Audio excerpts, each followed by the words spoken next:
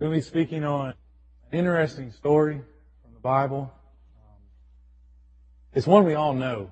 We should all know. If you've been in church, in children's church, if you're in children's church for 1 year, you will probably hear this sermon probably twice.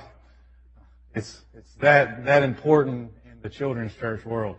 And I'm talking about the story of Jesus feeding the 5,000. We all know it, but I'm going to shed some new light on the story. This is one of the only miracles recorded in the Bible in all 4 Gospels. It is the only miracle that was recorded in all 4. Others are recorded in 3, 2, sometimes 1. But this is the only miracle that Jesus performs that is found in all 4 Gospels. Matthew, Mark, Luke, and John tell this story. And when you read it, you will find that you find a different story.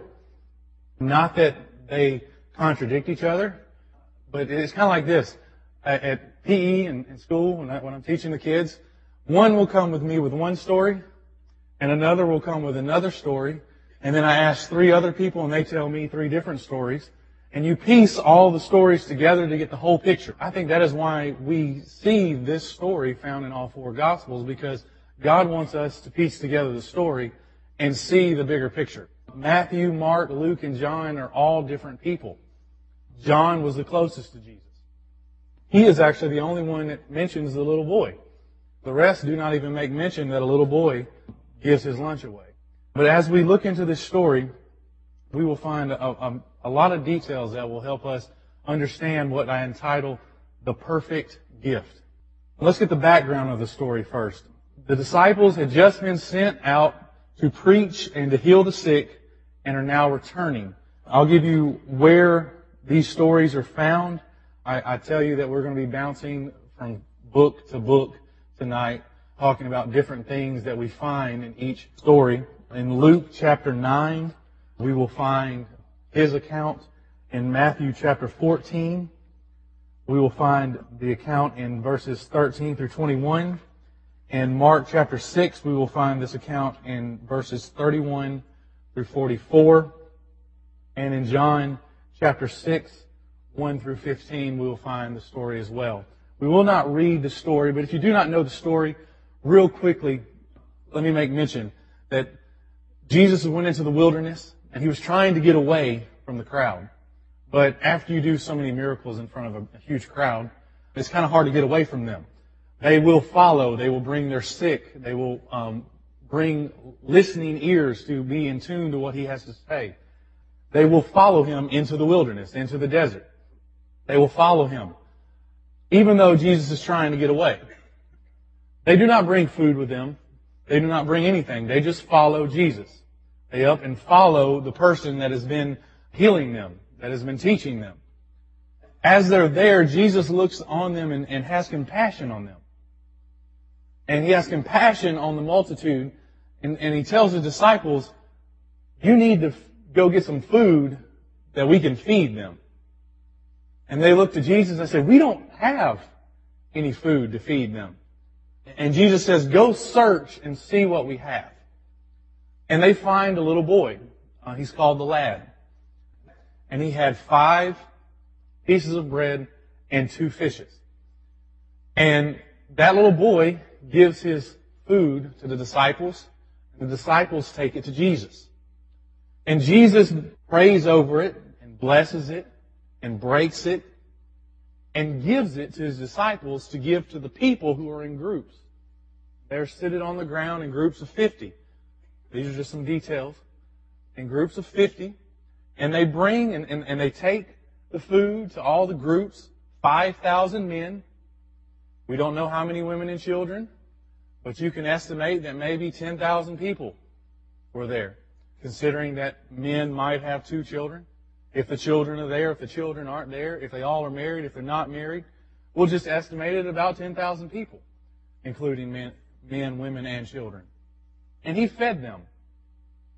And then they gather up the remains, and this is the marvelous miracle. The people were filled. You know, I've had, dinners, and I've been to many wedding occasions, birthday parties, and each one's different. Some choose to feed you till you're full. And some choose to feed you just enough.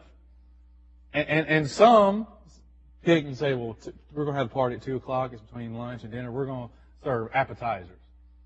Okay, but these people were filled and they were full, and they went out in that desert and they stayed out there for hours.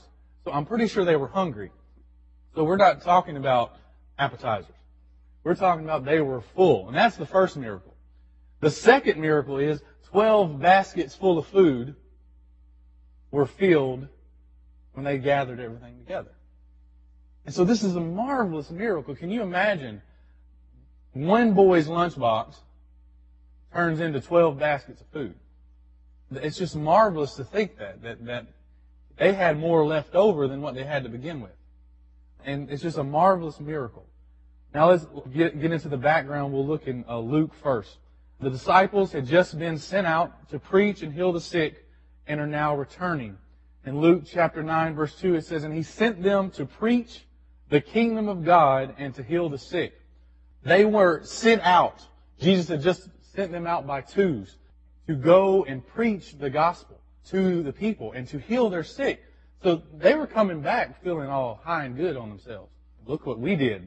It's recorded that they said, when they came back, in verse 10, it says, "And the apostles, when they were returned, told him all they had done. And he took them and went aside privately into a desert belonging to the city called Bethsaida." So they came back all excited about what they just did. They've been healing sick. They've been preaching. And Jesus, who is their mentor, their Lord, their master, they're kind of excited to tell him what they've been doing. I don't know about you, but when you do something, the first person you want to call is Dad. Okay? Or the first person you want to call is your best friend, or the person that put something into you and taught you something about what you're doing. And you want to call them and say, "Look what we did. Look what I was able to do." And they were excited that they went out and they preached and they healed, and it was awesome. I'm pretty sure they were having the best day they could ever have. But turn to someone and say, "You haven't done nothing yet." Okay, because the disciples, they hadn't done nothing yet. Because Jesus was about to do something bigger than what they had done. And they thought they were so special. But they hadn't done anything like Jesus. And we find that the disciples left with no time to get food. And they were working hard. We find that in Mark chapter 6, verse 31. "And he said unto them, Come ye yourselves apart into a desert place, and rest a while. For there were many coming and going, and they had no leisure so much as to eat." These disciples were busy. They were coming, they were going, they were preaching, they were healing. They were so busy that they didn't even have time themselves to eat. They had no time to eat. And Jesus said, "All right, we're going into the desert. Let's go in the wilderness. Let's go away from everybody else." And he didn't give them any time to pack anything. Didn't give them any time to get any food. They just went. And we find that detail in Mark, that they had no time to gather anything. They just went. The next thing that we will find, and we'll find this in all four of the Gospels, we will find that the disciples were told to get the food. The disciples were told. It wasn't that they were told to go find a little boy. They weren't told to go find a little boy. The disciples, Jesus said, "How much food have ye?" Not how much food does the people have. He wanted the disciples to provide the food. I think it's interesting that in the three Gospels that don't mention the little boy, that they don't mention that they went and got it from somewhere. It's almost like they take this food on as their own, and they provide. But if it was not for Mark and John, we would not find that it wasn't their meal, that it wasn't them that provided it. And that is important. I want you to know, it is important that the disciples did not provide this meal, because this is what I'm going to teach you about the perfect gift tonight. Mark records that the disciples had to look for food, but it does not tell us who the food comes from. It says in Mark chapter 6, verse 37, it says, He answered and said unto them, Give ye them to eat. And they said unto him, Shall we go and buy 200 pennyworth of bread, and give them to eat? And he saith unto them, How many loaves have ye? There's that, how many loaves have ye? Go and see. And when they knew, they say 5 and 2 fishes. Now, if they'd have brought the food, they would have known how much they put in the lunchbox. But the fact that they had to go, and they had to go see, and then when they knew, it wasn't their meal. It wasn't something they had brought. And it's important because this helps out John's account of the little boy. We get the detail of where the food comes from. And they went and searched out the crowd, and they found the young lad. John is the only one that records this account. And in this account, we also found something else, that this is a test. John chapter 6, verse 6, it says this, And he said to prove him, for he himself knew what he would do. This is said when Jesus lifted up his eyes and saw a great company come unto him, he saith unto Philip, Whence shall we buy bread that these may eat? So he says to Philip, where are we going to get food that these people can eat? And Jesus then says, and he said this to prove him, for he himself knew what he would do. I like how the New King James says it, because it says, but he said to test him. To test him, to prove Philip. Because he already knew what he was going to do. He knew that he was going to provide food in a miraculous way. But he wanted to test Philip. He wanted to see, well, what's Philip going to do? Is Philip going to go buy bread and bring it so that we can feed? Is Philip going to be the one? This is Philip's chance. We don't hear a lot about Philip in the Bible. We don't hear. He doesn't have a gospel. There's no gospel according to Philip. There's no letters of Philip. But here's Philip's chance. Peter has his chance, and here's Philip's chance. He could be the one that goes, and he's the one that purchased all the food and provided. He could have been the one. But we don't hear that. He asked the question, 200 pennyworth of bread is not sufficient for them, that everyone may eat even a little. So the cost is too much. It's just too much for me to go and buy food for 5,000 men, and who knows how many children and women. Who knows? It's too much for me, Jesus. It's too much for me, Philip. I alone am a fisherman. I can't fish all day and catch enough food for even myself and my family. How am I going to do for this multitude? But Jesus knew what was going to happen, and he knew what he was going to do. Even if the disciples had no clue what was about to happen, Jesus knew. Now, we know the miracle, because it takes place next, that the little boy brings his lunch. And I like to think of it as a little boy that might have had some responsibility.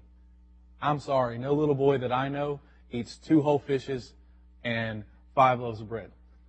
I'm sorry, it just doesn't happen. I think this little boy had maybe brothers and sisters. Maybe he was the oldest of his family. It does not say, but if you think about it, no boy eats 5 loaves and 2 fishes. And no one carries it around unless it's for him and somebody else. So he has some heavy responsibility on him.